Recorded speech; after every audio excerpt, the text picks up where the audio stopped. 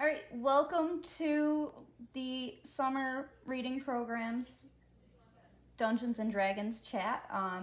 We have an interesting setup today between the different iPads, but this is our first chat with the Dungeon Master, and this is part of our Tales and Tales summer program. So this is number 1 of 4 in a series, and today we are chatting with Bonnie. Thanks for joining me today, Bonnie. I'm really excited that we have so many Dungeon Masters that were interested in sharing their experiences with us, just because D&D is something that I've heard about for years, and I know lots of people that play it, but I'm not as familiar with it, and I think it's a really cool vehicle for storytelling and creativity that, gets people involved with each other. So tell us a little bit about yourself. 27, from the middle of New York. I'm actually right now working on getting an online shop up and going that I'm going to be selling dice sets and dice bags on. So that's most of what's going on, and I play music. Nice. That wasn't obvious. It makes good scenery, for sure. So how long have you been a Dungeon Master? How long have you been DMing for people? About a year and a half. Haven't been able to do it as much as I'd like to, but, got the experience, so. Do you find that you have a preference between playing online or playing in person? I haven't ever played online. I have another friend who I think is joining an online campaign, and he said it can get a little bit difficult every so often just because sometimes people talk over each other and, bad internet connections are a problem. I really like playing in person with people, though. I feel like the energy is better. I mean, I can't really say because I've never played online, but it's nice to have just like a group of people coming together. Everyone brings snacks. Just hang out and play D&D. Neat. So, in your own campaigns, do you have a preference between running a homebrew campaign or a module? Again, I haven't had the chance to play a module yet.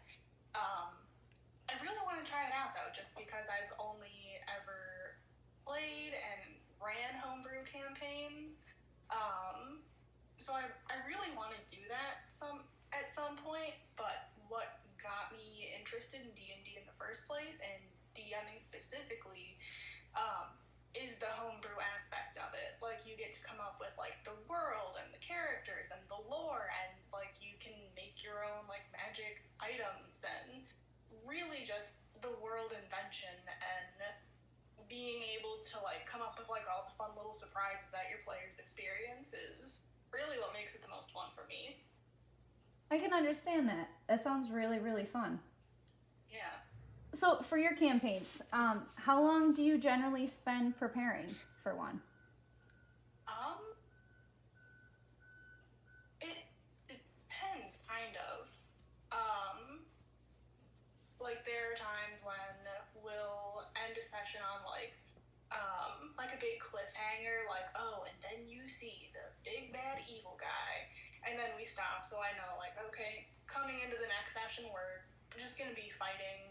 Like, maybe some stuff will happen after that I need to prep for, or if the players are generally, like, on track with what I thought they were going to do or how things were going to happen, I don't spend as much time, but there was a campaign that I was running where I got thrown curveballs by my players every single session, multiple times in every session. I'm like, I don't know what's happening right now. I don't know why you guys are doing this to me. This wasn't supposed to happen. So, like, in those cases, I'll spend, like, I don't know, maybe an hour or two across a few different days just trying to brainstorm, like, okay, this is what they did. Now I have to prepare consequences, and they might throw something else at me that I was not expecting. So it's just one of those situational things. Sometimes I can just roll into a session and I don't want to say not prepare for it, but I have a much better handle of how I think it's going to go. that I won't need to spend more time coming up with like all sorts of different little things just in case things go way off track. Okay, so how strict are you with the rules of your campaigns? Super strict. Like, I'm more strict in terms of like combat rules. Like you get to attack once. That's your action. You only get like the bonus action. But if you can come up with like something really, really cool and fun that you want to do, it's like, hey, I know this isn't really the rules, but hear me out, and we can find a way to make it like more fair. If that makes sense, like, oh, I really want to do this really cool thing on my turn. Like, I'm okay with only having like reactions or a bonus action on my next turn to make up for the crazy thing that I'm about to do. And, you know, like dice checks and all that stuff. But generally, like, if you want to do something really cool and it's not going to make you crazy overpowered or just be generally unfair, like, let's do it. Let's do it. Let's do some fun stuff. Neat. It sounds like there's really a lot of creativity that goes into both what the Dungeon Master is doing and the players. Oh, yeah, absolutely. In a campaign that I wasn't running, but I was a part of, like, I could go on for hours about some of the absolutely crazy things that I did, other players did. I remember one time I was playing a sorcerer, and I had disguised myself as, I think, like a goblin or a hobgoblin, and they have their own language that I did not speak. And this hobgoblin captain is trying to talk to me in Goblin, and I just said, oh, I got hit in the head and I can't remember how to speak Goblin anymore. Rolled really well on a deception check, and the guy was just like, oh, that makes sense. So sometimes, like, things can work out really, really well if you have a crazy idea, or things work out horrible, awful, very bad. So really just the roll of the dice, literally. Okay. How does that affect strategy? Do you have to adapt your strategy in the middle of a campaign often? I think it depends on the campaign as well as the players. Like I mentioned, one campaign, the players were just like not doing it all what I expected. So I had to switch gears a lot because this campaign was, all the players were very much on like the chaotic side of the spectrum and kind of evil leaning. So I would create situations where I said, oh, they would want to help this person. They did not. They would rob that person blind and then just leave. So I had to completely adopt, like, okay, like, we can't assume that they're going to try to be good people, so how else can I motivate them? What other consequences can I give them? Things like that. And then there's another campaign that I was doing recently where everyone was, like, trying to be good, trying to be nice. All of, like, the little, like, hints and pushes and, like, nudges, like, do this, go talk to them, that I dropped. The players were like, we should do that. And I'm like, yes, good, do that, do the thing. So, like, one campaign, very chaotic, the other one is, like, very, very on track. So unless I have some, like, brilliant idea, like, what if we put this in the campaign? What if we change this? Like, I don't know. It just depends on the players, really. All right, that makes sense. What do you think your favorite part of DMing is? I think the world building, honestly. Okay. I think I've made 2 maps now for campaigns that I've run, and just figuring out, like, oh, like, there's this, like, weird little island that everyone wants to avoid. Why is that? And then you have, I don't know, like, you figure out, like, where the cities are, and then once you start figuring out, like, oh, like, what's the story of this city. It can relate to, like, other things that you can come up with. And,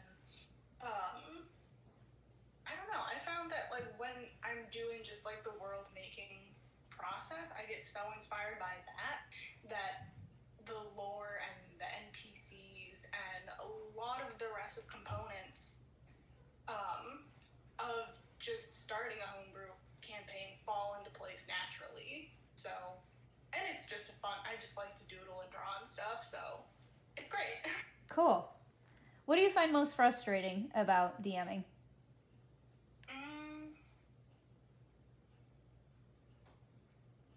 Probably if this hasn't happened really too often or at all, but when the players just completely forget about something that's, like, really, really important to the campaign.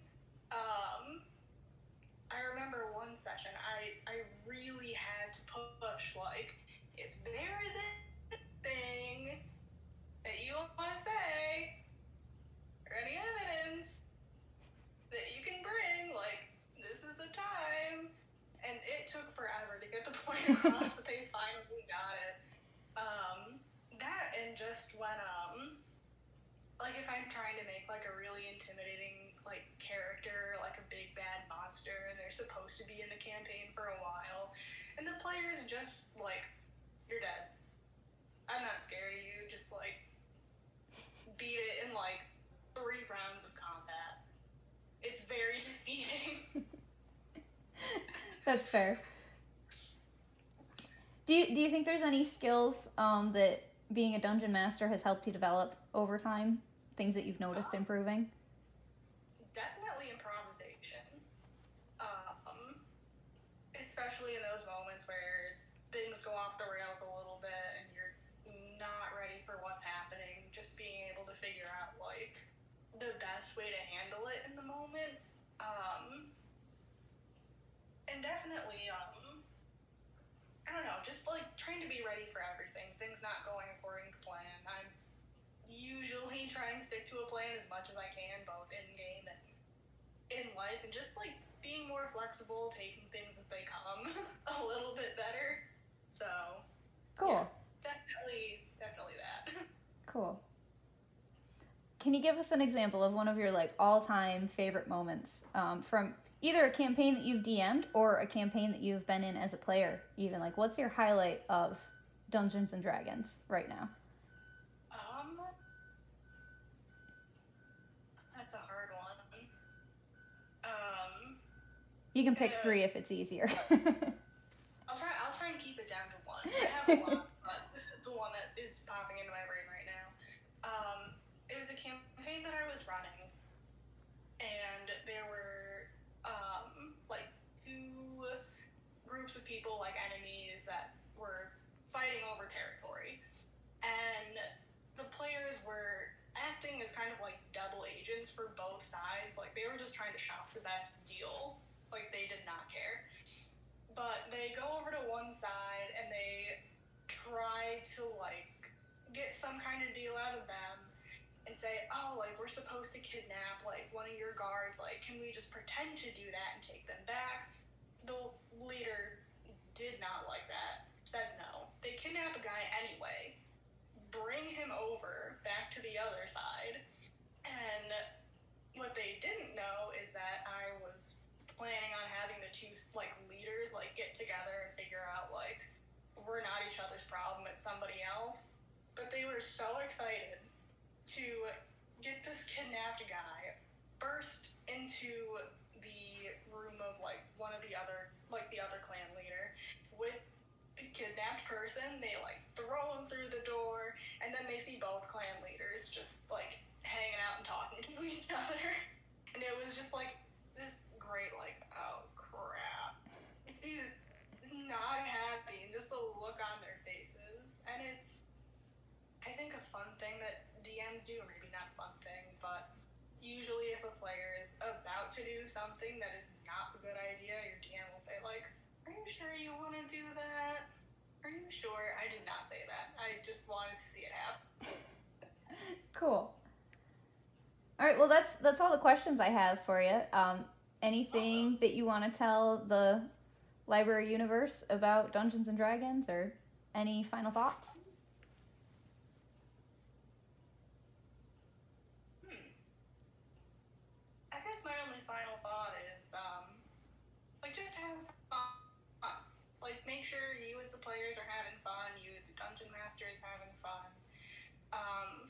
And if your player has a really crazy idea, like, add in a dice check or two and let them do it. See what happens. Could be fun. Cool. Well, thank you for chatting with us. And Bonnie actually helped me develop the interview questions, so thank you for that as well. No problem. I really appreciate your time today. And our next Dungeons and Dragons chat is going to be next Thursday.